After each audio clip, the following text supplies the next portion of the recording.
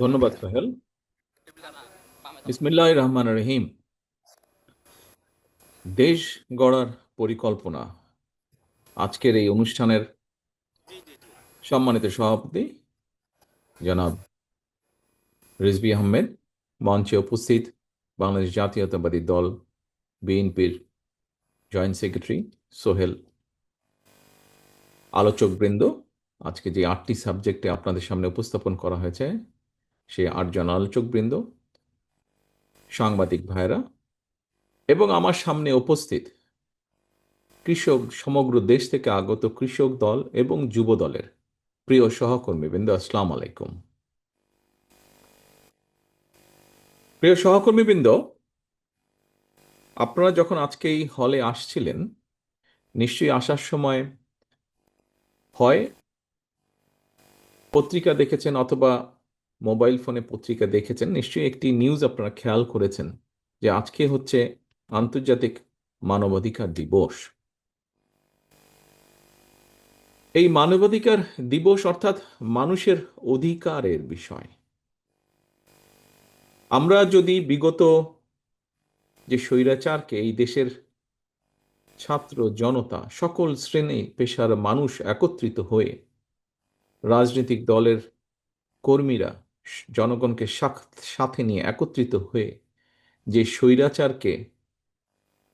স্বৈরাচারের পতন ঘটিয়েছে, সেই স্বৈরাচারের সম্পূর্ণ সময়টা যদি আমরা দেখি, তাহলে বাংলাদেশের দলমত বলা যায় নির্বিশেষে, শুধু যে রাজনৈতিক কর্মীরা তা নয়, রাজনৈতিক দলের বাইরেও সাধারণ বহু মানুষ, সুশীল সমাজের মানুষ, ব্যক্তিবর্গ, অন্যান্য বিভিন্ন শ্রেণী পেশার মানুষ, সাংবাদিক বলেন, ডাক্তার বলেন, ব্যবসায়ী বলেন, গৃহিণী বলেন, ছাত্রছাত্রী বলেন, রাজনীতির বাইরেও এরকম বহু মানুষ আছেন। অনেক ক্ষেত্রে কেউ কেউ ছিলেন যাদের মানবাধিকার হরণ করা হয়েছিল। রাজনৈতিক দল হিসাবে যদি বিবেচনা করা হয়, তাহলে বিএনপি এমন একটি রাজনৈতিক দল, যেই দলের বহু নেতাকর্মী, শত শত নেতাকর্মী গুমের শিকার হয়েছে, হাজারো নেতাকর্মী হত্যার শিকার হয়েছে, লক্ষ লক্ষ নেতাকর্মী নির্যাতনের শিকার হয়েছে। আমাদের নেতাকর্মীদের সামনে রাতের অন্ধকারে সাদা মাইক্রোবাস এসে দাঁড়াতো এবং তারপর দিন থেকে এরকম বহু নেতাকর্মীকে খুঁজে পাওয়া যেত না। যদিও বা কাউকে খুঁজে পাওয়া যেত, দেখা যেত অসহ্য শারীরিক যন্ত্রণায় সে কাতরাচ্ছে, কারণ তার উপরে অবর্ণনীয় নির্যাতন হয়েছে। প্রিয় সহকর্মীবৃন্দ, আমরা রাজনৈতিক দলের কর্মী, আজকে আমরা এই ঘরে যারা উপস্থিত আছি, আমরা একটি রাজনৈতিক আদর্শে বিশ্বাস করি। বাংলাদেশের সব মানুষ যে আমাদের আদর্শে বিশ্বাসী হবেন তা না, অন্য আদর্শেও থাকতে পারে। আমাদের নেতা শহীদ রাষ্ট্রপতি জিয়াউর রহমান এই দেশ থেকে, এই দেশে একদলীয় বাকশাল থেকে বের করে বহুদলীয় গণতন্ত্রের সূচনা করেছিলেন। আমরা সেই নেতার কর্মী। আমরা কাজেই খুব স্বাভাবিকভাবেই বিনা বাক্য ব্যয়ে আমরা বলতে পারি, ইয়েস, আমার যেমন অধিকার আছে আমার রাজনৈতিক আদর্শ জনগণের সামনে তুলে ধরার, একইভাবে আমার অধিকার হচ্ছে আরেকজন যখন বলবে, বা আমার কর্তব্য, আমার দায়িত্ব হচ্ছে আরেকজন যখন, আরেকটি দল, আরেকটি ব্যক্তি যখন তার রাজনৈতিক আদর্শ বিশ্বাস উপস্থাপন করবে, সেটি যাতে সে করতে পারে, নিরাপদে করতে পারে, নিরাপত্তার সাথে করতে পারে, একজন নাগরিক হিসাবে, একজন রাজনৈতিক কর্মী হিসাবে আমার দায়িত্ব হচ্ছে সেটি নিশ্চিত করা।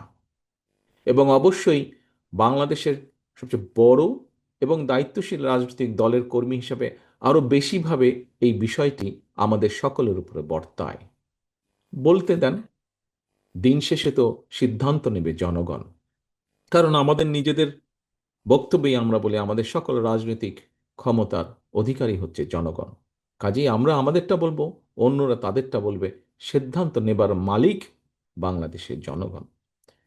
প্রিয় সহকর্মীবৃন্দ, আমি ব্যক্তিগতভাবে আগামী দিনে চাই, এবং আমার ধারণা, আমার বিশ্বাস যে অবর্ণনীয় কষ্টের ভিতর দিয়ে, নির্যাতনের ভিতর দিয়ে, মানবাধিকার লঙ্ঘনের ভেতর দিয়ে সারা বাংলাদেশের বিএনপির নেতাকর্মীরা গিয়েছে।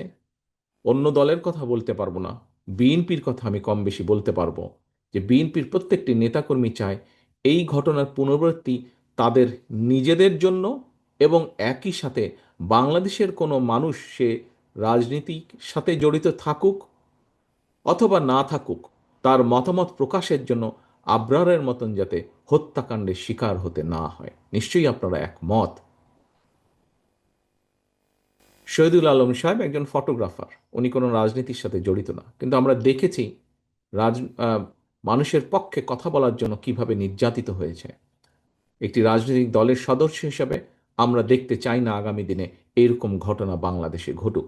হতে পারে সে ভিন্ন মতের মানুষ, কিন্তু কোনো মানুষের সাথে এই মানবাধিকার লঙ্ঘনের ঘটনা আর না ঘটুক, এটি আমরা চাই, আমি চাই, আমার বিশ্বাস আপনারা সকলেই চান, তাই নয় কি প্রিয় সহকর্মীবৃন্দ? অবশ্যই আমরা চাই।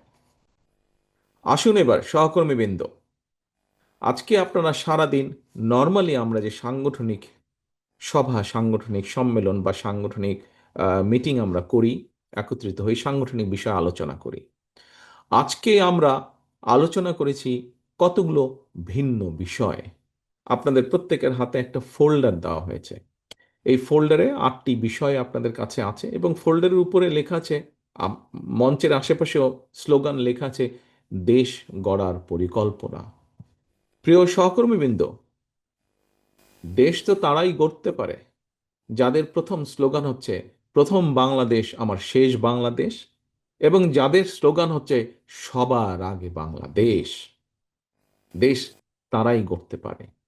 প্রিয় সহকর্মীবৃন্দ, এই দেশ, আপনি যদি ফ্যাক্টস, ফিগার, হিস্ট্রি যাই বিবেচনা করেন না কেন, এই বাংলাদেশ স্বাধীনতার পরে বিভিন্ন সময় বিভিন্ন দল পরিচালনা করেছে, কিন্তু বাংলাদেশের মানুষের অর্থনৈতিক ভাগ্যের উন্নয়ন হয়েছে, উন্নয়ন ঘটেছে। বাংলাদেশের শিক্ষা ব্যবস্থার উন্নয়ন ঘটেছে। বাংলাদেশের মানুষের কর্মসংস্থানের ব্যাপকতা বেড়েছে, পরিধি বেড়েছে দেশে এবং বিদেশে। বাংলাদেশের মানুষের স্বাস্থ্য সুবিধা একটু হলেও বৃদ্ধি পেয়েছে দেশের মানুষের পক্ষে। এইরকম যতগুলো বিষয় আছে যা মানুষকে বেঁচে থাকতে, ভালোভাবে বেঁচে থাকতে সহায়তা করে, আইন শৃঙ্খলার উন্নতি ঘটানো, দুর্নীতির লাগাম টেনে ধরা, এরকম যতগুলো বিষয় আমরা আলোচনা করি না কেন, দেশের বিভিন্ন সীমাবদ্ধতা বা লিমিটেশনের মধ্যেও একমাত্র বাংলাদেশি জাতীয়তাবাদ দল প্রত্যেকটি ক্ষেত্রে প্রমাণ করে দেখাতে পারবে যে এই দল দেশের জন্য, দেশের মানুষের জন্য সব সময় কাজ করেছে, এবং প্রত্যেকটি ক্ষেত্রে তারা অবদান রেখেছে, প্রত্যেকটি ক্ষেত্রে তারা অবদান রেখেছে। প্রিয় সহকর্মীবৃন্দ, আজকে যেই 8টি বিষয় নিয়ে আপনাদের সামনে আলোচনা হয়েছে, আপনারা সকাল থেকে যেই আলোচনাগুলো করেছেন, আমি যেই কথা দিয়ে বক্তব্য শুরু করেছিলাম, মানবাধিকার, মানুষের অধিকার, মানুষের রাজনৈতিক অধিকার যেমন আছে, কথা বলার অধিকার যেমন আছে, মতামত প্রকাশের অধিকার যেমন আছে, একইভাবে মানুষের বেঁচে থাকার অধিকার আছে। বেঁচে থাকার অধিকার মানুষের আছে, এটি যা মানুষের জন্মগত অধিকার। তাকে সম্মানের সঙ্গে, মর্যাদার সঙ্গে বেঁচে থাকার ব্যবস্থা তাকে করে দিতে হবে। প্রিয় সহকর্মীবৃন্দ, আপনাদের সামনে আমরা যে ফ্যামিলি কার্ডটি উপস্থাপন করেছি, এখানে যারা ফ্যামিলি কার্ডটি আপনাদের সামনে উপস্থাপন করেছে, বিস্তারিতভাবে বলেছে, তারা বলেছে কাদের জন্য আমরা ফ্যামিলি কার্ড দেব এবং কেন আমরা ফ্যামিলি কার্ড দেব। আমাদের দেশের অর্ধেক জনসংখ্যা হচ্ছে নারী।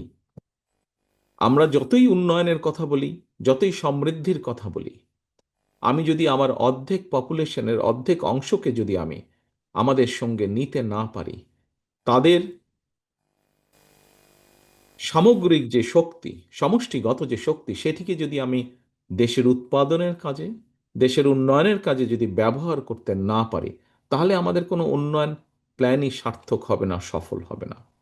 ফ্যামিলি কার্ডের মাধ্যমে ডিটেল এক্সপ্লেনেশন এখানে শালম আপনাদের সামনে করেছে। আপনাদের নিশ্চয়ই অনেকে বিভিন্ন প্রশ্ন আপনারা জিজ্ঞাসা করেছেন।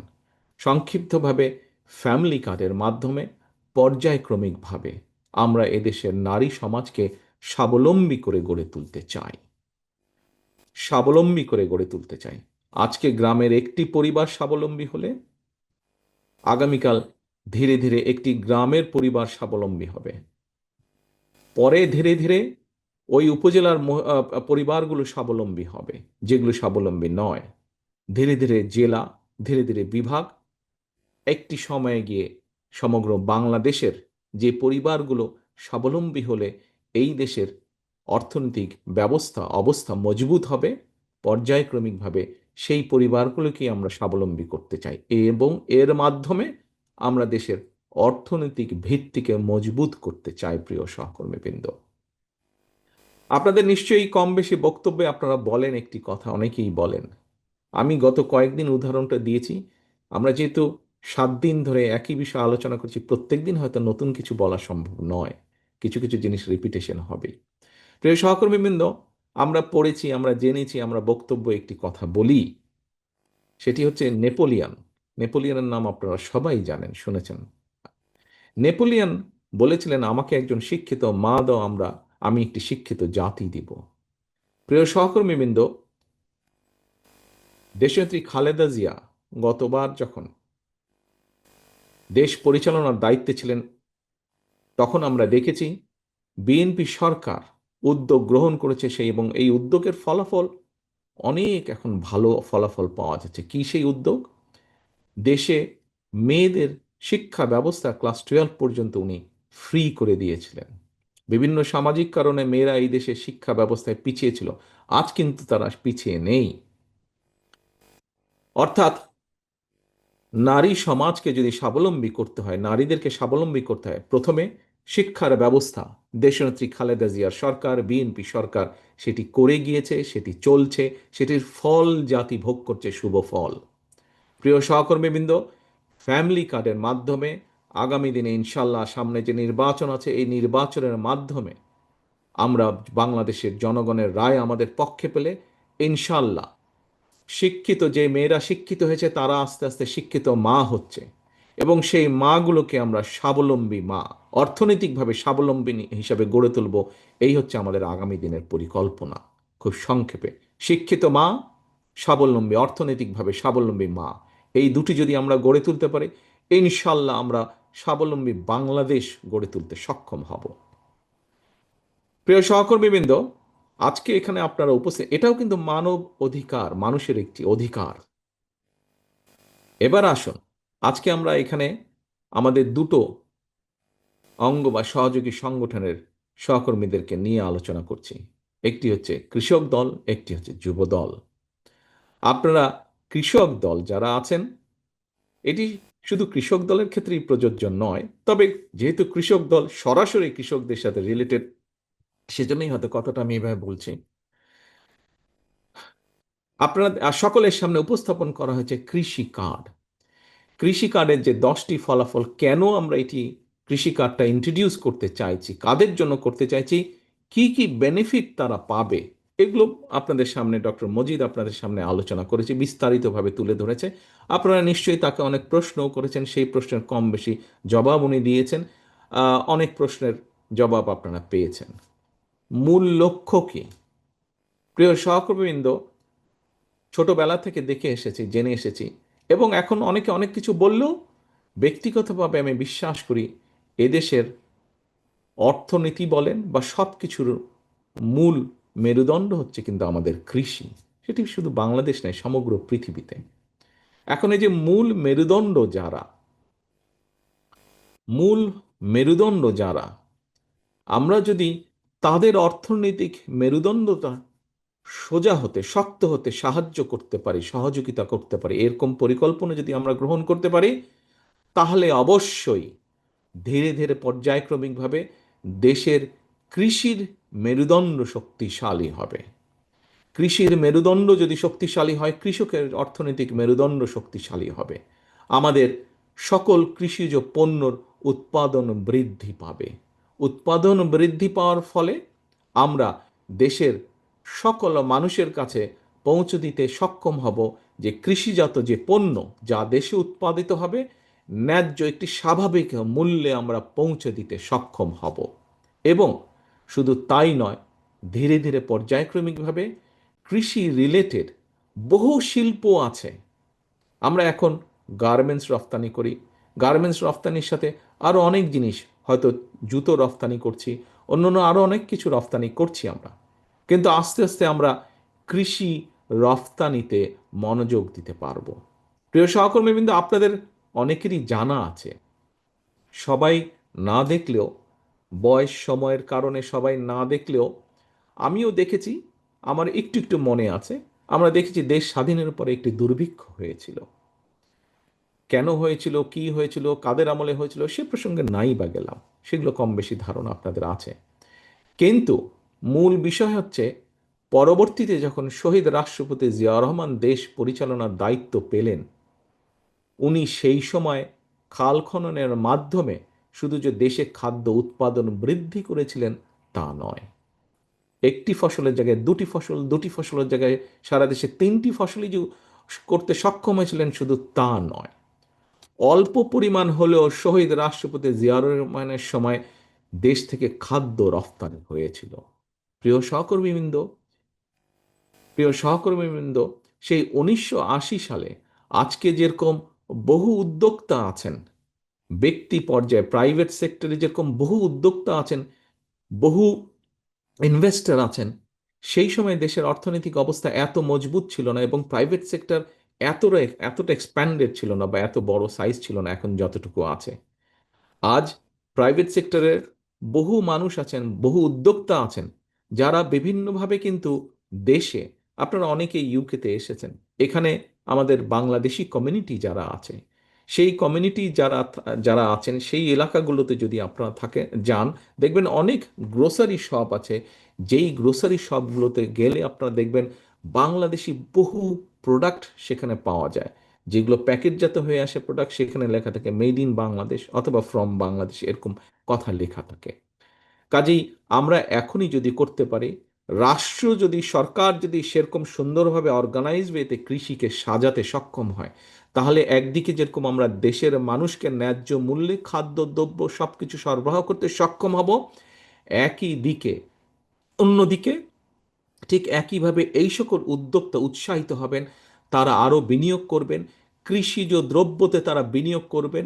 বিনিয়োগ করার মাধ্যমে একদিকে তারা যেমন আরও অধিক পরিমাণ বিভিন্ন খাদ্য দ্রব্য জাতীয় জিনিস রফতানি করতে সক্ষম হবেন, যার ফলে বৈদেশিক মুদ্রা আসবে।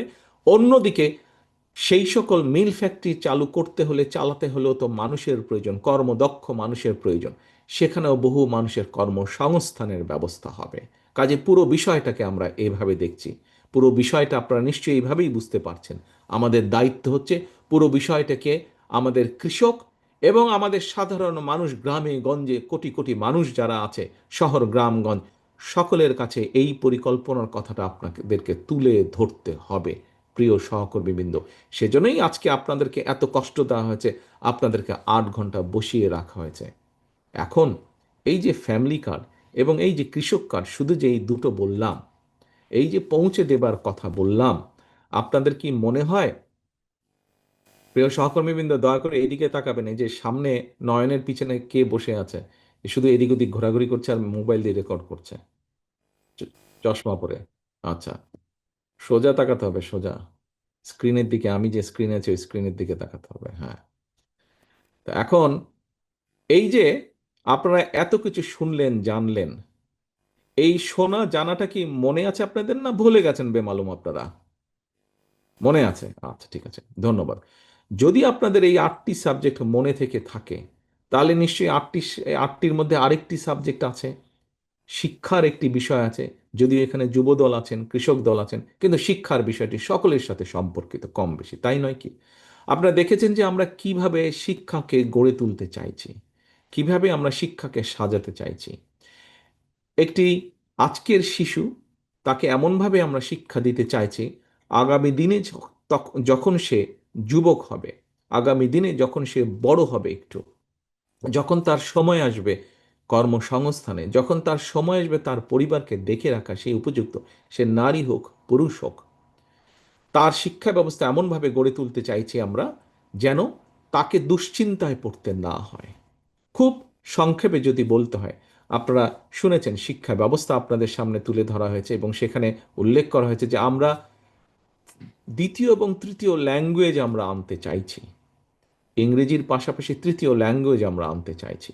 এটির সাথে কর্মসংস্থানের বিষয়টি আপনাদের তুলে ধরা হয়েছে, বিভিন্ন সেক্টরগুলো আপনাদের সামনে তুলে ধরা হয়েছে যে আমরা কোন কোন সেক্টর বের করেছি। খুব সংক্ষেপে যদি বলতে হয় প্রিয় সহকর্মীবৃন্দ, তাহলে বলতে হয় যে যেমন ধরুন শিক্ষা ব্যবস্থায় আমরা বাচ্চাদেরকে আস্তে আস্তে এমনভাবে শিক্ষিত গড়ে তুলতে চাইছে যেই শিক্ষাটা পেলে সে দ্বিতীয় বা তৃতীয় একটি ল্যাঙ্গুয়েজ জন্মে, সে ভোকেশনাল ট্রেনিং পাবে, সে স্পোর্টসে তাকে কোনো না কোনো একটা স্পোর্টসে তাকে মোটামুটি এক্সপার্টিস আর্ন করতে হবে, তাদেরকে আর্ট এবং কালচারে কম বেশি এক্সপার্টিস আর্ন করতে হবে, তাকে অ্যাচিভ করতে হবে তাকে। এখন আমরা যদি শুধু এভাবে জিনিসটি কল্পনা করি, আজকে যেই ছেলেটি ক্লাস 1-এ ভর্তি হলো, 10-12 বছর পরে যখন সে ক্লাস 10 বা ক্লাস 12 পাশ করবে এবং সে যখন অন্তত দুটো বিদেশি ভাষা কম বেশি বলতে, লিখতে এবং বুঝতে পারবে, সে যখন কম বেশি একটি স্পোর্টসে, সেটি ফুটবল হোক, সেটি ব্যাডমিন্টন হোক, টেবিল টেনিস হোক, একটি স্পোর্টসে ক্রিকেট হোক, একটি স্পোর্টসে যখন সে ভালো হবে, সে যখন মিনিমাম একটি মিউজিক্যাল ইকুইপমেন্ট বাজাতে পারবে, অথবা গান গাইতে পারবে, অথবা বাঁশি বাজাতে পারবে, অথবা সে যখন সুন্দর ছবি আঁকতে পারবে, এর পাশাপাশি যদি সেই বাচ্চাটিকে, ছেলে হোক মেয়ে হোক, তাকে যদি ভোকেশনাল বা টেকনোলজিক্যাল ট্রেনিংও তার থাকে কোনো একটি বিষয়, যেমন কিভাবে ইলেকট্রিক্যাল এয়ার কন্ডিশন নষ্ট হয়ে গেলে সেটি কিভাবে ঠিক করতে হয়, অথবা কিভাবে পানির পাইপলাইন বসাতে হয়, অথবা আমরা আমরা আমাদের রক্ত পরীক্ষা করাতে যাই, এরকম মেডিকেল ট্রেনিং যদি তাদেরকে দেওয়া হয় এবং এইরকম জ্ঞান যদি তাদের থাকে, আপনারা চোখ বন্ধ করে আমরা সকলে বলতে পারি যে এই মানুষটা দেশেই হোক অথবা বিদেশেই হোক, যেখানে সে যাবে কোনো জায়গায় সে আটকে থাকবে না। আপনাদের কি তাই মনে হয় আটকে থাকবে এরকম একটা মানুষ যার এতগুলো কোয়ালিটি আছে? আটকে থাকবে না। প্রিয় সহকর্মীবৃন্দ, আপনাদের একটা ছোট ঘটনা বলি, কেন আমি আত্মবিশ্বাসের সঙ্গে এই কথাগুলো বলছি।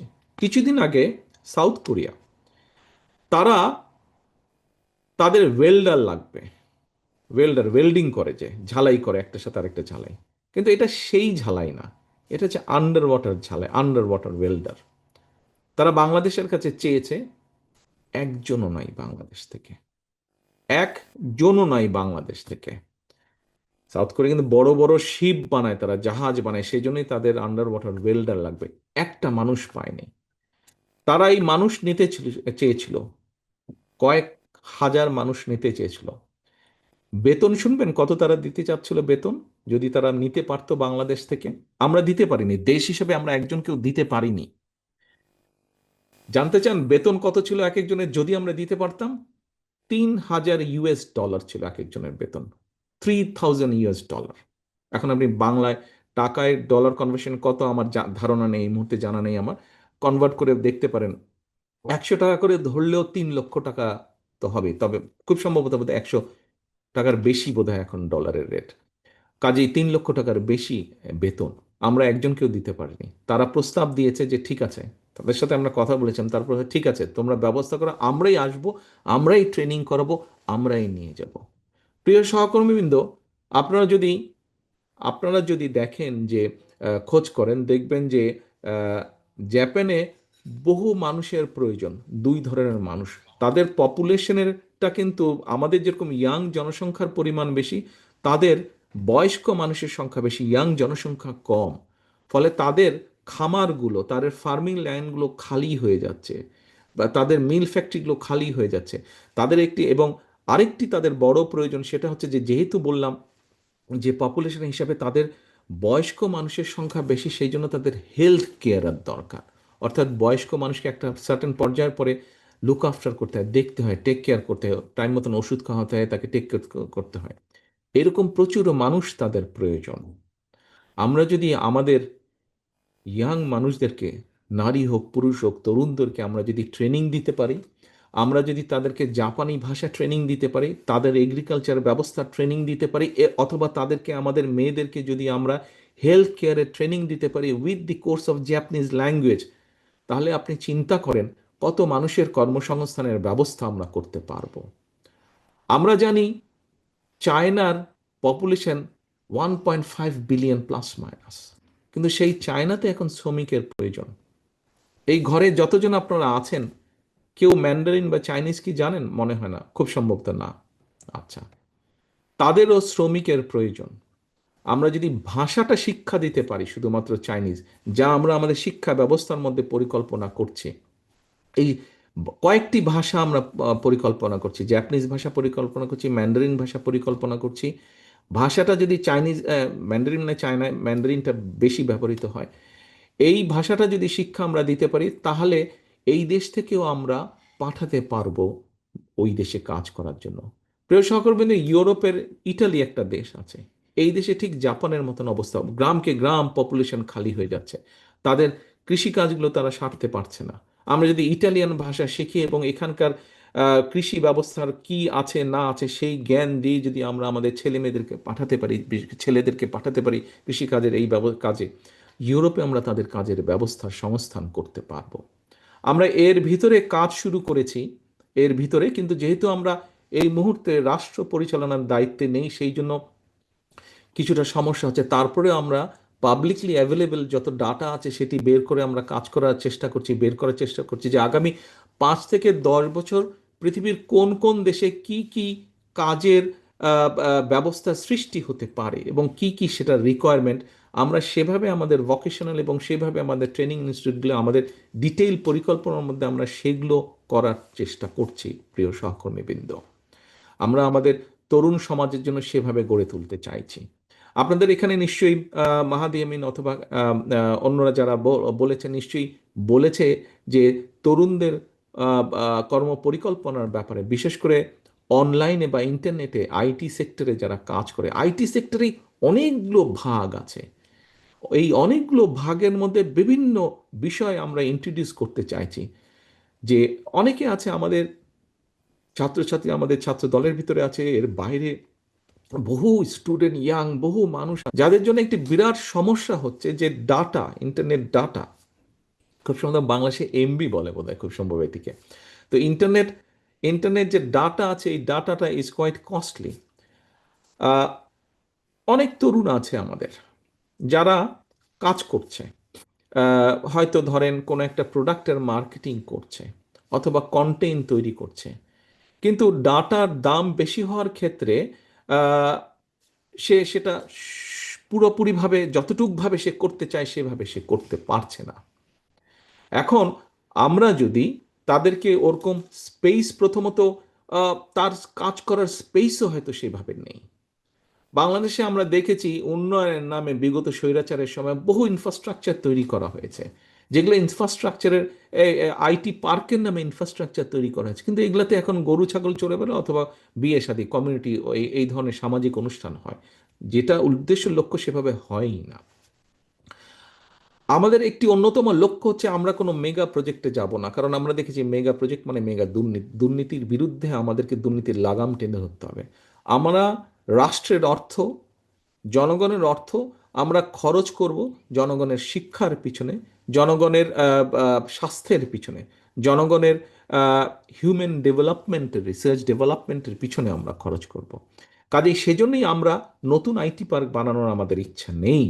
পুরনো যেটা আছে সেটাকে ঘষে মেজে পরিষ্কার করে সেখানে আমরা ব্যবস্থা করে দিব, এই যে যারা ঘরে বসে মেসে বসে কষ্ট করে কাজ করছে, আমাদের তরুণ সমাজের বৃহৎ একটি অংশ কন্টেন্ট বানাচ্ছে, কিন্তু সেটা নিয়ে সুন্দরভাবে কাজ করবে, যে তার নেই হয়তো ঘরের কোনায় বসে, হয়তো বন্ধুর জায়গায় বসে কোনো এক জায়গায় কাজ করছে, সে বন্ধুর বাসায় বসে, তাদের জন্য আমরা চেষ্টা করব এই জায়গাগুলোতে ছোট ছোট ছোট ছোট স্পেস তৈরি করে দিতে, যাতে 2 জন 3 জন 4 জন বন্ধু মিলে যারা এরকম কাজ করছে ছোট একটি কোম্পানি করতে পারে, কোম্পানি করে সেখানে তারা সহজে যাতে সুন্দরভাবে কাজ করতে পারে, সেখানে তাদেরকে আমরা ওয়াইফাই সিস্টেমটা ব্যবস্থা করে দিব, খুব স্বল্প দামে যাতে তারা ওয়াইফাই নিতে পারে। আবার একই সাথে আমরা ছাত্রছাত্রী যারা আছে বা সব ধরনের মানুষের জন্যই আমরা চেষ্টা করছি, দলের পক্ষ থেকে এক্সপেরিমেন্টলি অলরেডি আমরা ঠাকুরগাঁয়ে এই প্রজেক্টটি চালু করেছি। দলের পক্ষ থেকে আমাদের আইটি সম্পাদক, আইটি সেক্টর বিএনপি যেটা আইটি সম্পাদক, তারা এটি চালু করেছেন অলরেডি এক্সপেরিমেন্টলি। পরে ইনশাল্লাহ জনগণের রায় সমর্থনে আমরা সরকার পরিচালনার দায়িত্ব পেলে এই বিষয়টি তখন রাষ্ট্রের পক্ষ থেকে ধীরে ধীরে পুরা দেশে আমরা চালু করব। কি সেটি? বিভিন্ন বিশ্ববিদ্যালয়, বিভিন্ন বড় ভালো কলেজ যেগুলো আছে, স্কুল যেগুলো আছে, বিভিন্ন ক্যাফেটেরিয়া বা ইম্পর্টেন্ট পাবলিক প্লেস যেগুলো আছে, সেইগুলোতে আমরা 1-1.5 ঘন্টার জন্য যে কোনো মানুষ লগ ইন করলে, লগ ইন করার কতগুলো স্ট্যান্ডার্ড প্রসিজিওর আছে, সেই প্রসিজিওর মেনে লগ ইন করলে 1-1.5 ঘন্টা ফ্রি ইন্টারনেট তাদেরকে ব্যবস্থা করে দিব আমরা, যাতে তরুণ সমাজ তারা ইন্টারনেটের মাধ্যমে স্ব কর্মসংস্থানের যে ব্যবস্থা তারা করতে চাইছে, সেই ব্যবস্থাটি যাতে তাদের জন্য সহজ হয়, সেই কাজটি আমরা করতে চাইছি তাদের জন্য। হয়তো সময় লাগবে, কিন্তু ইনশাল্লাহ আমরা করব, সুযোগ পেলেই আমরা এই কাজটি করব। প্রিয় সহকর্মীবৃন্দ, গেল ফ্যামিলি কার্ড, গেল কৃষক কার্ড, গেল কর্মসংস্থানের বিভিন্ন অনেকগুলোর মধ্যে কয়েকটি আইডিয়া বা বিষয় আমি তুলে ধরলাম। শিক্ষার যেই কথাটি বলেছিলাম, নিশ্চয়ই এর মধ্যে শিক্ষা সংক্রান্ত ডক্টর জিয়া খুব সম্ভবত আপনাদের সামনে এখানে উপস্থাপন করেছেন। শিক্ষা সংক্রান্ত যেটি বলেছেন, সেখানে প্রাইমারি শিক্ষকদের ক্ষেত্রে নিশ্চয়ই উনি একটি কথা তুলে ধরেছেন আপনাদের সামনে। সেটি হচ্ছে প্রাইমারি শিক্ষকের সংখ্যা 3.5 লক্ষর মতন, প্লাস মাইনাস, বেশিও হবে হয়তো ক্ষেত্র বিশেষে। আমরা এই পুরা সমাজ, শিক্ষক সমাজকে আমরা one teacher one tab, one tab one teacher, নিশ্চয়ই বাই নাও আপনারা শব্দটি শুনেছেন, শুনেছেন না? এই শব্দটি আপনারা এটার সাথে পরিচয় আছেন। আমরা টিচারদের কাছে পর্যায়ক্রমিকভাবে একটি ট্যাবলয়েড বা ট্যাব আমরা পৌঁছে দিব, কম্পিউটার সর্ট অফ ট্যাবলয়েড আমরা পৌঁছে দিব। কেন পৌঁছে দিব? দেখুন, আমরা একটি ঘটনা বলি। ঘটনাটি আমাদের এখানেই, ছেলেটি আমাদের দলের সাথেই সম্পৃক্ত। তো ওর কথা থেকে শুনেছি, ওর ছেলেটির বয়স এখন 12 বছর। ছাত্রদল করতে একসময়, এই দেশে বেশ কয়েক বছর ধরে আছে। তো ওর কাছ থেকে ঘটনাটি শোনা আমার। ওর ছেলের বয়স যখন 5-7 বছর হবে, তো একদিন ও ছেলেকে নিয়ে গাড়িতে উঠেছে, তো সিট বেল্ট লাগায়নি। তো ছেলেটি তখন ওকে বললো, বাবা তুমি সিট বেল্ট লাগাও। বলে না, এখান থেকে এখানে অল্প একটু যাবো, তো লাগবে না। বলে না, তুমি সিট বেল্ট লাগাও, টিচার বলেছে স্কুলে সিট বেল্ট লাগাতে হবে গাড়িতে উঠলে, তা না হলে আমি তোমার গাড়ি থেকে নেমে যাব। 7 বছরের বাচ্চা তাকে বলছে, বাবাকে বলছে। অর্থাৎ এই কথাটি আমি এই জন্য, তখন বাপ বাধ্য হলো সিট বেল্টটা লাগাতে। এই কথাটি আমি আপনাদের সামনে এই জন্য বললাম। দেখুন, আহ, আজকে আমাদেরকে যদি দুর্নীতির বিরুদ্ধে জিহাদ করতে হয়, যুদ্ধ করতে হয়, দুর্নীতির লাগাম টেনে ধরতে হয়, অবশ্যই আমাদেরকে কাজটি শুরু করতে হবে। হ্যাঁ, দুর্নীতি দমন কমিশন, সরকার তার অবস্থান থেকে সর্বোচ্চ চেষ্টা দিয়ে করবে, কিন্তু মানসিকতার পরিবর্তন করতে হবে। তো মানুষের সাহায্যে যদি, মানুষের সাহায্যে যদি এগিয়ে আসতে হয়, আল্লাহ মানুষকে সৃষ্টি করেছেন সৃষ্টির সেরা জীব হিসাবে, এই হিসাবে আমাদের দায়িত্ব হচ্ছে, আমাদের শুধু একজন মানুষকেই শুধু দেখবে না, পাশাপাশি আল্লাহর সৃষ্টি অন্য যা কিছু আছে, যা আমাদের পক্ষে যতটুকু লিমিটের মধ্যে পসিবল, আল্লাহর সব সৃষ্টির প্রতি আমরা যত্নশীল হব। কাজী এক বাক্যে যদি এটিকেও এটিকেও বাস্তবে ধীরে ধীরে রূপ দিতে হয়, তাহলেও আজকের যে শিশু, তাকে আমাদের সেভাবেই গড়ে তুলতে হবে। তার মধ্যে সেই মূল্যবোধ আমাদেরকে তার ভিতরে তৈরি করতে হবে। দুর্নীতি খারাপ, ব্ল্যাক ব্ল্যাক, হোয়াইট হোয়াইট, এই বিষয়টি আমাদের শিশু অবস্থা থেকে তৈরি করতে হবে। এবং তাকে যদি সেভাবে আমাদের গড়ে তুলতে হয়, আমাদের অবশ্যই শিক্ষককেও সেইভাবে গড়ে তুলতে হবে। প্রাইমারি স্কুলের শিক্ষককে আমাদের সেভাবে গড়ে তুলতে হবে। এবং প্রাইমারি স্কুলের শিক্ষককে যদি গড়ে তুলতে হয়, তাদেরকে ট্রেনিংয়ের ব্যবস্থা দিতে হবে। ডিজিটাল ব্যবস্থায় আমরা তাদেরকে সেই ট্রেনিংয়ের আওতায় নিয়ে আসতে চাইছি। এর ডিটেলটা এর মধ্যেই আপনাদেরকে নিশ্চয়ই আলোচকবৃন্দ যারা বলেছেন তারা এক্সপ্লেন করেছেন, ডিটেল জিনিসটা আপনাদের সামনে উপস্থাপন করেছেন। কিন্তু লক্ষ্য এবং উদ্দেশ্য, সামাজিক লক্ষ্য, পারিবারিক লক্ষ্য, রাজনৈতিক লক্ষ্য, দেশপ্রেমের লক্ষ্য কি, সেটি এক বাক্যে আপনাদের সামনে আমি তুলে ধরলাম। অর্থাৎ আজকের যে শিশু, আগামী দিনের যে ভবিষ্যৎ, তাকে যদি আমরা মূল্যবোধ দিয়ে গড়ে তুলতে না পারি, দেশকে আমরা প্রত্যাশিত দেশ হিসাবে গড়ে তুলতে পারবো না। আজকের শিশু, আগামী দিনের যে ভবিষ্যৎ, তাকে যদি মূল্যবোধ দিয়ে আমরা গড়ে তুলতে পারি, আমরা আমাদের প্রত্যাশিত বাংলাদেশকে গড়ে তুলতে সক্ষম হব, প্রিয় সহকর্মী বৃন্দ। এবং সেই জন্য আমাদের শিক্ষকদেরকেও গড়ে তুলতে হবে। কাজে আসুন, সেটিই আমাদেরকে করব, এটি হচ্ছে আমাদের পরিকল্পনা। আমরা শিক্ষা গেলাম, আমরা ফ্যামিলি কার্ড, কৃষক কার্ড, আমরা কর্মসংস্থানের ব্যাপারে খুব সংক্ষিপ্তভাবে আলোচনা করলাম। আরেকটি বিষয়, পরিবেশ। যদি চারিদিকে খা খা মরুভূমি হয়ে যায়, এর মধ্যে থাকবো কি করে আমরা? এর মধ্যে তো থাকতে পারবো না। কাজেই আমাদেরকে পরিবেশ করতে হবে, এবং পরিবেশের জন্য আমরা কি উদ্যোগ নিয়েছি? আমরা আমাদের শহীদ জিয়ার সেই জনপ্রিয়, সবচেয়ে জনপ্রিয়, অন্যতম জনপ্রিয় একটি প্রকল্প ছিল খাল খনন। যে কোনো মূল্যে আমাদেরকে খাল খনন শুরু করতে হবে দেশে।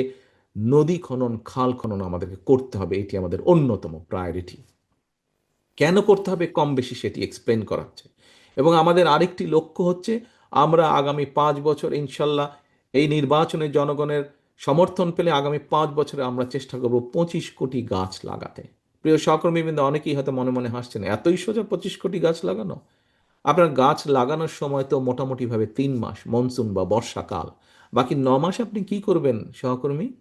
9 মাস আপনি গাছের চারা তৈরি করবেন।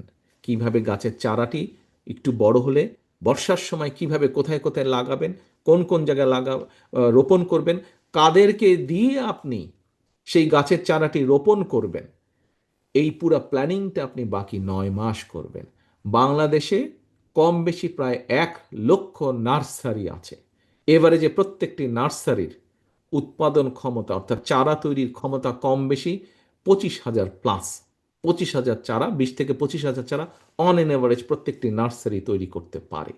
কাজেই আমরা যদি হিসাব করি তাহলে আমরা দেখে নিতে পারি মোটামুটি বছরে 4 থেকে 5 কোটি চারা আমরা উৎপাদন বা তৈরি করতে সক্ষম হব। এবং সেটা আমরা যদি পরিকল্পনা মাফিক আমরা বনায়ন তৈরি করতে পারি, বন তৈরি করতে পারি, আমরা আমাদের আবহাওয়া, আমাদের ক্লাইমেট, আবহাওয়া আমরা কিছুটা হলেও পরিবর্তন করতে পারবো। গরমের সময় খুব গরম পড়ে, আমরা চেষ্টা করতে পারি, এবং আমাদের এই চেষ্টা মোটামুটিভাবে আল্লাহর মতে সফল হলে 5 বছরের মধ্যে অ্যাটলিস্ট 3 ডিগ্রি টেম্পারেচার আমরা কমিয়ে আনতে সক্ষম হব। প্রিয় সহকর্মীবৃন্দ, আসুন এরপরে আরেকটি পরিকল্পনার কথা বলি। ইউকে পৃথিবীর অন্যতম একটি ধনী দেশ। এই দেশে মানুষের স্বাস্থ্য সুবিধা, স্বাস্থ্য সাপোর্ট দেওয়ার জন্য এনএচএস আছে। এই এনএচএস কিন্তু খুব হাবুডুবু খাচ্ছে বাজেটের ভারে। এই দেশের মানুষের সংখ্যা হচ্ছে আমাদের 3 ভাগের 1 ভাগ, 7 কোটির মতন। 6 কোটি তারা নিজেরা, 1 কোটি বিদেশি, 7 কোটির মতন। এই 7 কোটিকে এখানে একটা মানুষের হার্ট অ্যাটাক হলে বাইপাস করতে হলে সম্পূর্ণ, মানে যার বৈধ অধিকার আছে এই দেশে থাকার, এরকম মানুষের যদি বাইপাস লাগে, হার্ট অ্যাটাক হয়, স্টেন্টিং করতে হয়, যেটি হোক না কেন, কারো যদি ক্যান্সারের চিকিৎসা করতে হয়, ডায়ালিসিস করতে হয়, কিডনি চেঞ্জ করতে হয়, পুরো সরকার সেই খরচ বহন করে, বেয়ার করে সরকার। কিন্তু তারপরে এরকম দেশ হাবুডুবু খাচ্ছে। প্রিয় সহকর্মীবৃন্দ, বাংলাদেশের জনসংখ্যা 20 কোটি, মিনিমাম 20 কোটি। এত বিপুল জনসংখ্যাকে আমি খুব সস্তা স্লোগান দিতে পারি, সবার জন্য স্বাস্থ্য সুবিধা দিব আমরা, সবাইকে আমরা ফ্রি দিব। বলাটা খুব ইজি, করাটা অত্যন্ত কঠিন। তাহলে আমাদেরকে কি করতে হবে? আমরা দেখুন, বাস্তবতা যেটা, শেষ করতে হবে মাগরিবের আগে, আমি শেষ করে আনি। বাস্তবতাটি যেটা হচ্ছে আজকে, হ্যাঁ আমাদের হাসপাতাল তৈরি করতে হবে, কিন্তু আজকে আপনি যতই সরকারি হাসপাতাল তৈরি করুন না কেন, আমাদের বিগত সরকারের আমলে যেভাবে দুর্নীতি সমাজের বিভিন্ন রন্ধে রন্ধে প্রবেশ করেছে, আপনি হাসপাতাল তৈরি করতে গেলে হাসপাতালে বিভিন্ন রকম সমস্যায়, দুর্নীতিকে ঘিরে বিভিন্ন রকম দুর্নীতি। কাজেই আপনি মানুষের দোরগোড়ায় বা মানুষকে প্রত্যাশিত স্বাস্থ্য সেবা আমরা দিতে পারছি না। ফ্যাক্ট, বাস্তবতা। কিন্তু বাস্তবতা মেনে নিয়ে এটাকে তো ঠিক করতে হবে। কি করতে হবে এখন? একটি আবার অন্য বাস্তবতা যদি দেখি, সরকারের যে রিসোর্স আছে, আমি একটি উদাহরণ দিয়ে বোঝানোর চেষ্টা করি। সরকারের যে রিসোর্স আছে, এই রিসোর্সে বাংলাদেশের সব জেলায় যে হাসপাতাল আছে, ধরেন সেখানে প্রতিদিন একটি হসপিটাল 1,000 রুগীকে সব রকম কম বেশি সাপোর্ট দিতে পারে। সরকার থেকে যেই সাপ্লাই দেওয়া হয়, 1,000 রুগী আসলে তাকে ওষুধ, ব্যান্ডেজ, পট্টি, যাই বলেন না কেন, নার্স, বিছানা, সব কিছু 1,000 দিতে পারে সে। কিন্তু আপনার রুগী আসছে প্রতিদিন 2,500, অর্থাৎ প্রতিদিন 1,500 করে রুগী আসছে। আপনার আজকে যেই 2,500 আসলে, আপনি 1,000কে ডিল করলেন, 1,500 তো রয়ে গেল। আগামীকাল এই 1,500-এর 1,000কে করতে করতে আপনার আরো 2,500 অ্যাড হয়ে গেল ওটার সাথে, অর্থাৎ এটা তো বাড়ছে। এটা যে তো আপনার দ্বিগুণ তিনগুণ হয়ে যাচ্ছে প্রতিদিন। এখন কি করতে হবে? ইউরোপ বা এখানে যেটা এখন তারা সবচেয়ে বেশি জোর দিচ্ছে সেটা হচ্ছে প্রিভেনশনে, তারা জোর দিচ্ছে। মানুষকে তারা ঘরে ঘরে যাচ্ছে, মানুষকে তারা বোঝাচ্ছে ভাই তুমি চিনি কম খাও, মিষ্টি কম খাও, চকলেট কম খাও, তাহলে ডায়াবেটিক হবে না। তুমি লবণ কম খাও, তেল কম খাও, ভাজা পোড়া কম খাও ভাই, তাহলে হার্টের সমস্যা কম হবে। অন্য আরও যেগুলো আছে, এই কম করো, এইভাবে পানি খাও, তাহলে ডায়ালিসিসের সমস্যা হবে না, কিডনি তাহলে ভালো থাকবে, এই খেও না। প্রিয় সহকর্মীবৃন্দ, আমাদেরকে সেই কাজটি করতে হবে। এই মুহূর্তে আমরা যদি মানুষকে সচেতন করতে পারি, আমাদের দেশ, শহর, জেলা, শহর, গ্রাম গঞ্জের মানুষকে সচেতন করতে পারি যে এই কাজগুলো করা থেকে বিরত থাকতে হবে, তাহলে আমাদের হার্টের অসুখ কম হবে, তাহলে আমাদের কিডনির অসুখ কম হবে, তাহলে আমাদের ডায়াবেটিক কম হবে। আমরা যদি এইখানে মানুষকে সচেতন করার মাধ্যমে আমরা যদি তাদেরকে সুস্থ রাখতে পারি, তাহলে ওই যে প্রতিদিন 1,500-2,500 করে মানুষ আসে, সেখানে তাহলে চাপ কমে আসবে। সেখানে যদি চাপ কমে আসে, যত কমাতে পারবো এইদিকে, তত ওইদিকে বেটার সার্ভিস দেওয়া সক্ষম হবে সরকার। সেখানে বেটার সার্ভিস দিতে পারবে, ডাক্তার নার্স সেখানে বেটার সার্ভিস দিতে পারবে। আমরা এই জন্য দেশে কম বেশি এই মুহূর্তে যে পরিকল্পনা করছি, 1,00,000 স্বাস্থ্যকর্মী আমরা নিয়োগ দিব। পল্লী চিকিৎসকদেরকে যারা আছে তাদেরকে কিন্তু 1,00,000 স্বাস্থ্যকর্মী আমরা নিয়োগ দিব। প্রিয় সহকর্মী, এই স্বাস্থ্যকর্মীর 1,00,000-এর মধ্যে যদি 1,00,000 আমরা নিয়োগ দিয়ে থাকি, আমি উদাহরণ দিয়ে বোঝাচ্ছি, তার মধ্যে 80,000-85,000, 80,000-85,000 আমরা অ্যাপয়েন্ট করব মহিলা স্বাস্থ্যকর্মী। কারণ মহিলাদের ক্ষেত্রে একটি অ্যাডভান্টেজ আছে, আপনার ঘর লুক আফটার করে কে? আপনাকে এবং আপনার সন্তানদেরকে লুক আফটার করে কে? অবশ্যই আপনার স্ত্রী লুক আফটার করেন। আচ্ছা, এখন তাকে গিয়ে যদি মহিলা স্বাস্থ্যকর্মী বোঝাতে সক্ষম হয় যে এই কাজ করবে, আপনার পরিবারকে এই খাবার কম দিবেন স্বাস্থ্যের ভালোর জন্য, এই খাবার বেশি দিবেন স্বাস্থ্য ভালো রাখার জন্য। আজকে যদি আমরা পরিবারের স্বাস্থ্য ভালো রাখতে পারি, তাহলে আমাদের অন্য পরিকল্পনাগুলো কাজ করবে। মানুষই যদি অসুস্থ হয়ে যায়, আপনি বাকি কাজ করবেন কেমন করে? আর আরেকটি আমাদের লক্ষ্য হচ্ছে, এটি বলবো কিনা বুঝতে পারছি না এভাবে, আরেকটি আমাদের লক্ষ্য হচ্ছে, দেখুন আমাদের পপুলেশন বেড়েই যাচ্ছে, বেড়েই যাচ্ছে, বেড়েই যাচ্ছে। আপনার যতই রিসোর্স থাকুক না কেন, সৌদি আরব, কুয়েত, সব জায়গার তেলের খনিও যদি আমরা নিয়ে আসি বাংলাদেশে, তারপরেও এইভাবে যদি জনসংখ্যা বৃদ্ধি হতে থাকে, কোনো রিসোর্স দিয়ে আমরা কোনো কিছু ম্যানেজ করতে পারবো না। আমরা যদি জনসংখ্যা নিয়ন্ত্রণের কাজটি করতে শুরু করতে পারি আজকে থেকে, এটার পজিটিভ ফলাফল আমরা পাবো 10 বছর পরে। আগামী 2-4 বছরে পাবো না, 10 বছর পরে গিয়ে আমরা ফলাফল পাবো। কাজে প্রিয় সহকর্মী বৃন্দ, এই দেশকে, জাতিকে যদি বাঁচাতে হয়, এই পরিকল্পনাগুলো আমাদেরকে নিতে হবে। আসুন এরপরে একটি ইন্টারেস্টিং সাবজেক্ট হচ্ছে, আমরা বিভিন্ন ক্ষেত্রে ভোকেশনাল ইনস্টিটিউশন বলেন, টেকনোলজিক্যাল ইনস্টিটিউশন বলেন, বিভিন্নভাবে ভাষা শিক্ষা বলেন, বিভিন্নভাবে আমরা বিভিন্ন কর্মসংস্থানের ব্যবস্থা করছি। কিন্তু আমাদের ছেলেমেয়েদেরকে শুধু তো ট্রেনিং দিলে হবে না, শুধু গান শেখালে হবে না, বাজনা শেখালে হবে না, শুধুমাত্র তাদেরকে পড়ালেখা শেখালে হবে না, তাদেরকে খেলাধুলাও করতে হবে, তাদেরকে মাঠে দৌড়াদৌড়ি করতে হবে। কারণ মাঠে যদি আপনি দৌড়াদৌড়ি না করেন, চকলেট খাবে, মিষ্টি খাবে, ডায়াবেটিক হবে, ওগুলো ফ্যাট জমবে, হার্টের প্রবলেম হবে। কাজে দৌড়াদৌড়ি করতে হবে। একটি আমাদের পরিকল্পনা হচ্ছে যে education ministry, sports ministry, cultural ministry, এই তিনটা মিনিস্ট্রি একসাথে কাজ করবে।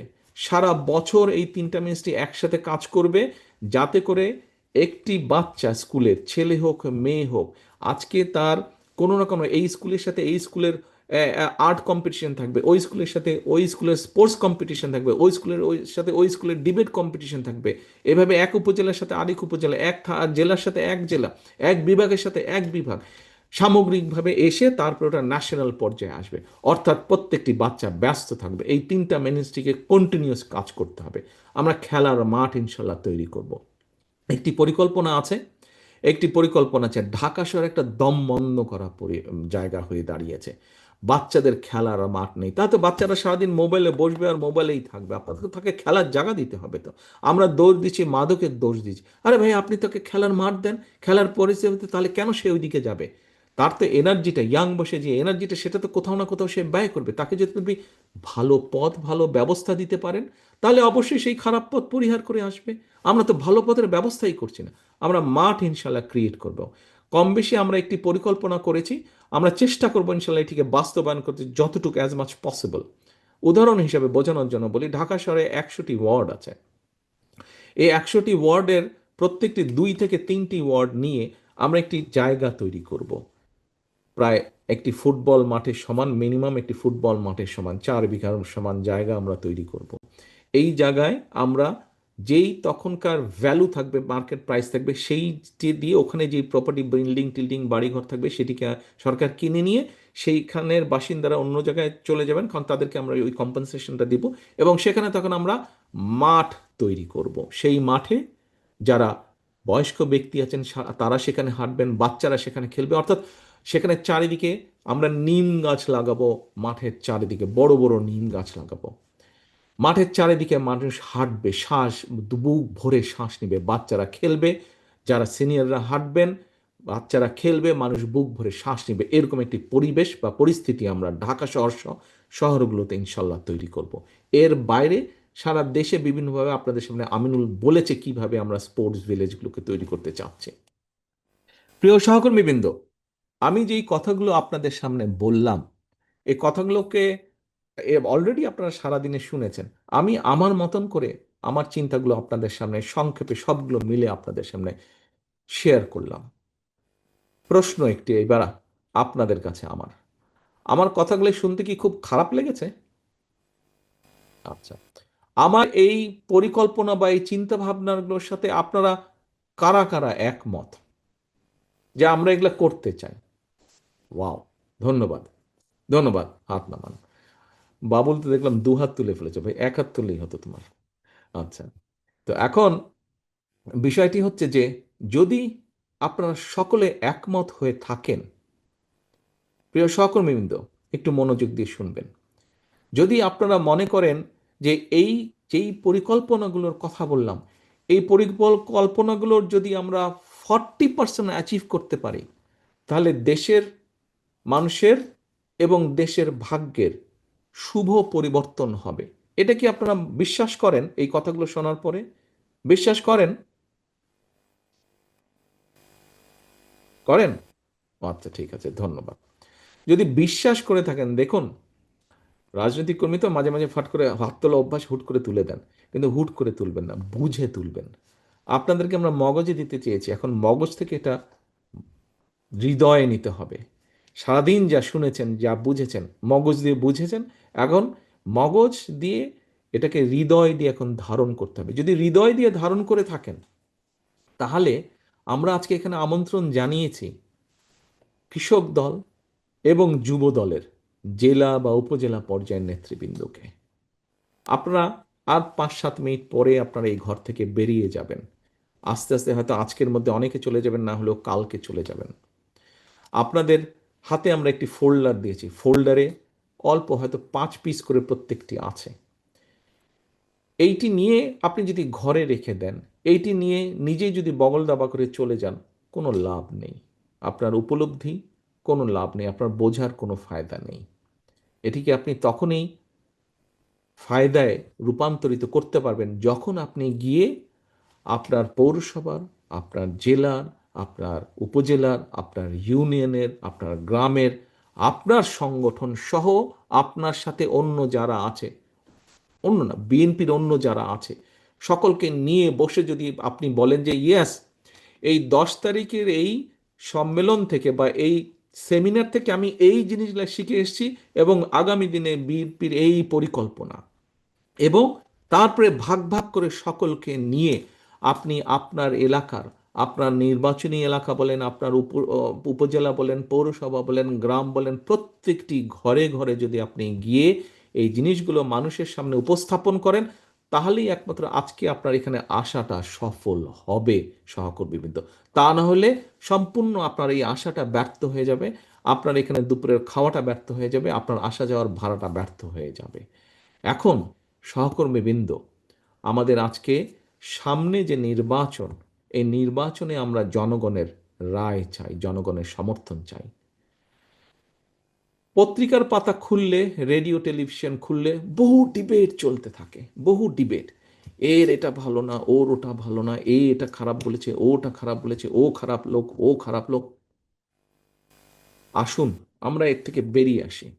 আমার ধারণা, আমরা রাজনীতিবিদরা যাদেরকে সাধারণ মানুষ বলে গণ্য করি, আমরা রাজনীতিবিদরা যারা সাধারণ মানুষ বলে যাদের গণ্য করি, এই সাধারণ মানুষরা এইসব ডিবেট শুনতে শুনতে শুনতে ফেড আপ হয়ে গেছে।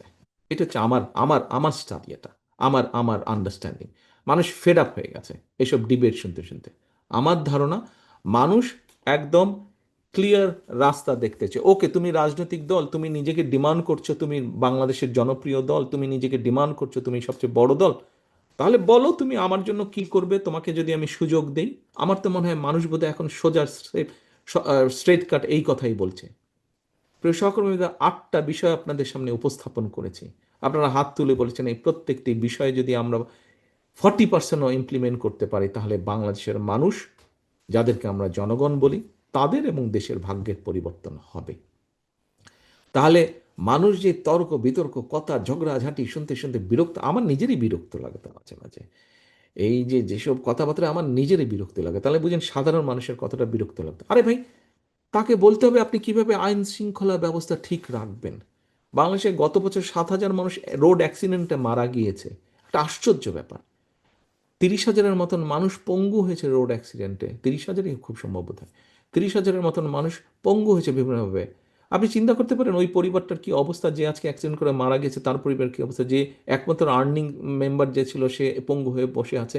এটা কেমন সড়ক ব্যবস্থায়, সড়ক অবস্থায় এইভাবে এত দুর্ঘটনা কেন ঘটবে? এটাকে বন্ধ করতে হবে। তো দুর্নীতির জন্য lakh lakh crore crore billions of dollars পাচার হয়ে গেছে। হ্যাঁ, আমরা জানি কারা পাচার করেছে, কি কেন পাচার করেছে, কারা করেছে, যেটা এটাকে তো বন্ধ করতে হবে। তো আপনাকে স্বাস্থ্যসেবা যেগুলো নিয়ে আপনারা আলোচনা করেন, মানুষ এইগুলো জানতে চায়। মানুষকে বলতে হবে ইয়েস আমি করব, আমি এই করব।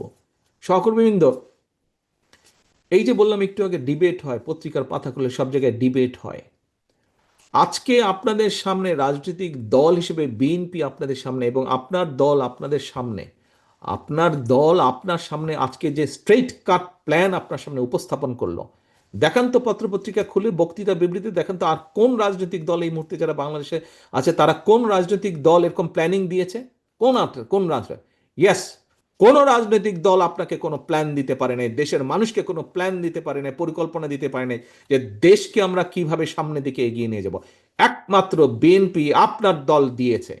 কাজেই এখন আপনার বসে থাকার সময় নেই, এখন আপনার বসে থাকার সময় নেই।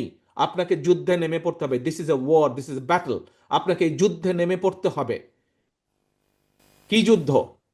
মানুষের পক্ষে, মানুষের জন্য, দেশের পক্ষে, দেশের জন্য। কারণ আমাদের কাছে প্রথম বাংলাদেশ আমার শেষ বাংলাদেশ, আমাদের কাছে সবার আগে বাংলাদেশ।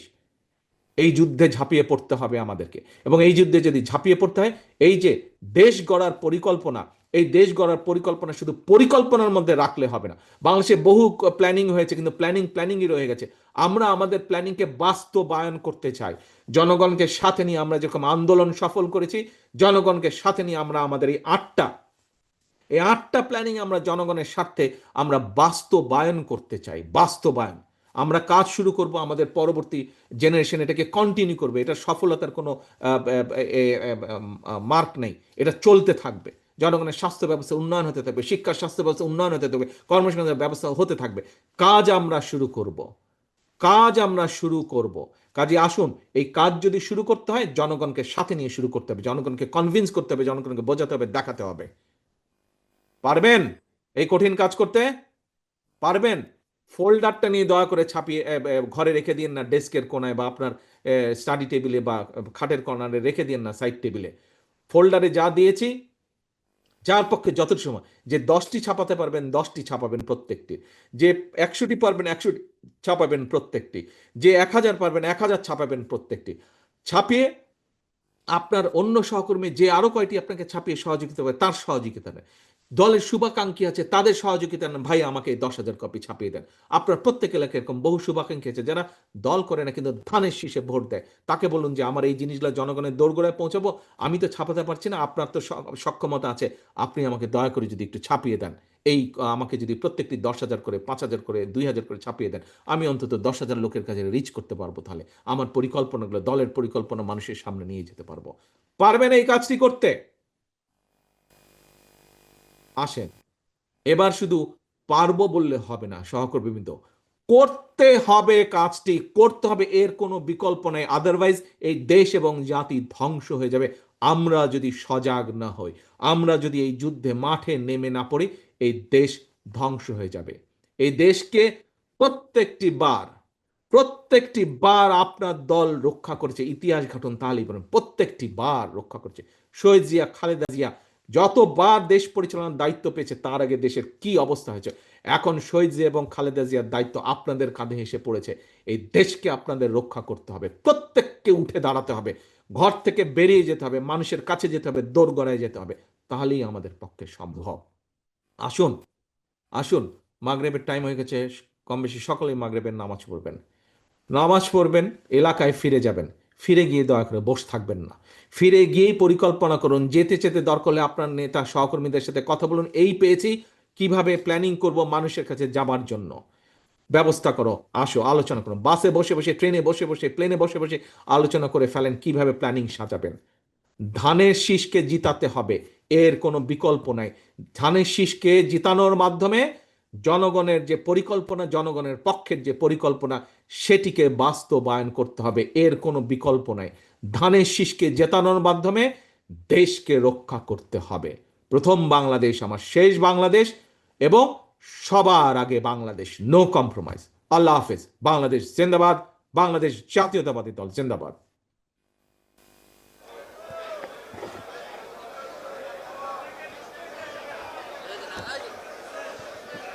ধন্যবাদ জানাচ্ছি বাংলাদেশ